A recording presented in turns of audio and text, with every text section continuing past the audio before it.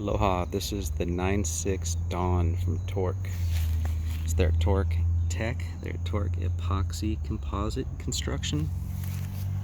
This is one of their high-end models. They do the ACT and the TEC that they've had out for several years now. We've sold a ton of them. I've surfed a few. People are always asking about how the quality of these boards are. Are they, decent high-performance boards for the price, being that they're a little pricier than some of their lower-end constructions that are good, bulletproof rental quality. This is how they're built. They put these stickers on here that explain it. Some of the short boards, they have less cloth on it, but this one, you see these fiberglass T-band stringers top and bottom, and on the deck 2 times 6 ounce and a 4 ounce 16 ounce deck and 10 ounce bottom. So the rails have 26 ounces of cloth. EPS core, which I believe, let's see if it's on there. I think they use a 1.5 pound EPS core. I know it's on their website. I think it's a 1.5 pound core.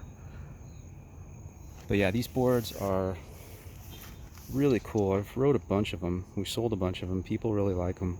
You can dent them, you can ding them. You got to fix the dings. It's water resistant but not waterproof foam.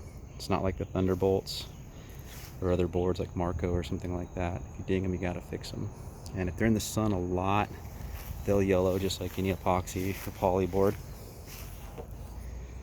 But this one, I think it's 22 3/4 by 2 7/8, 71.5 liter. Let's see, where'd that go? 9.6, 22 3/4, 2 7/8, 71.5 liters.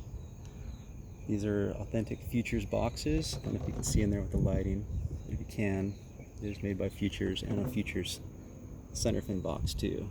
So really good quality boxes. You don't have to sand them out, shouldn't have to. And they got these carbon strips top and bottom which control the flex and give it some spring.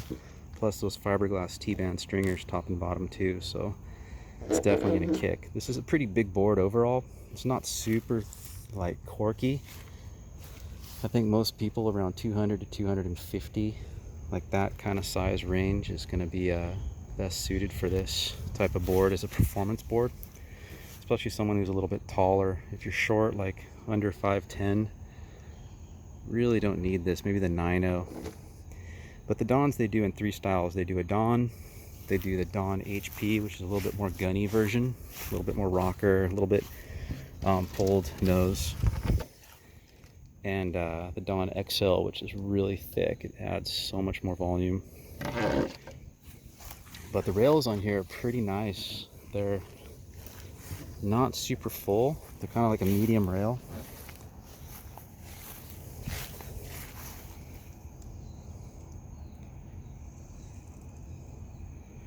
Ample nose kick, not too much. You could still get up here on the nose. I'm about 200 pounds and I think I could probably cheater 5 this thing. With a big fin I might be able to nose ride this, but if you really want to nose ride this, you should be about maybe 160, 170 max. It does have some rocker.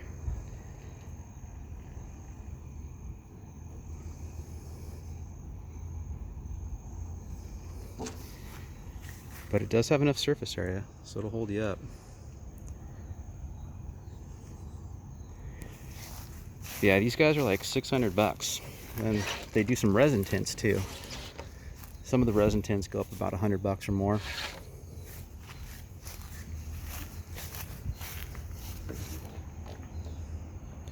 The bottom on this definitely V's off the tail.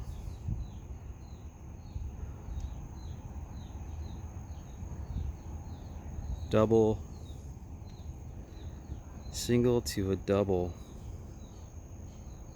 I don't see the double going out the back. It looks like a single to a double to a slight V off the tail with some tail kick right there past the side fins. So I've known a few people to ride these as single fins, which obviously you can do, but I think it's more designed for 2+1 setup, hence the boxes. They're not towed in crazy. I think if you were to draw a chalk, let me see if I can stand back and see that. If you were to draw a line of chalk or tape, they're not going to cross on the nose. They're going to stay about here, like right there and there, maybe with the width of the stringer. It looks like that's where it lines up, maybe here. So it should have some pretty good down the line speed too. Plus, look how straight these rails are. This thing actually looks like it's going to go pretty good. Probably flex, kick out of some turns. These are a stringerless core, but then they put those T-band stringers, which are going to add a ton of strength. Fiberglass. How they do that is they route a little slit down the length of the board, and they lay a piece of cloth over it, and they have like a little roller that rolls and folds that cloth down into the board, so it's doubled up into that T.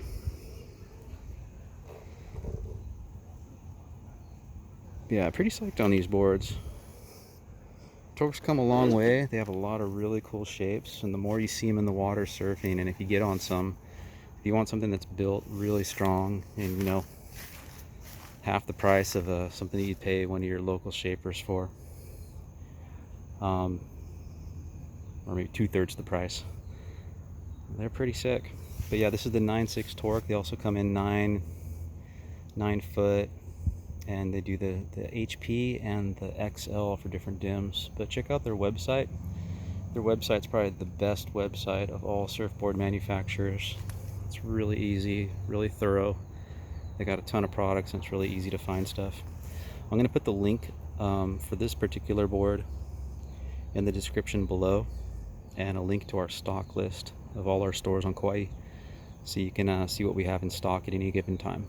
All right, aloha.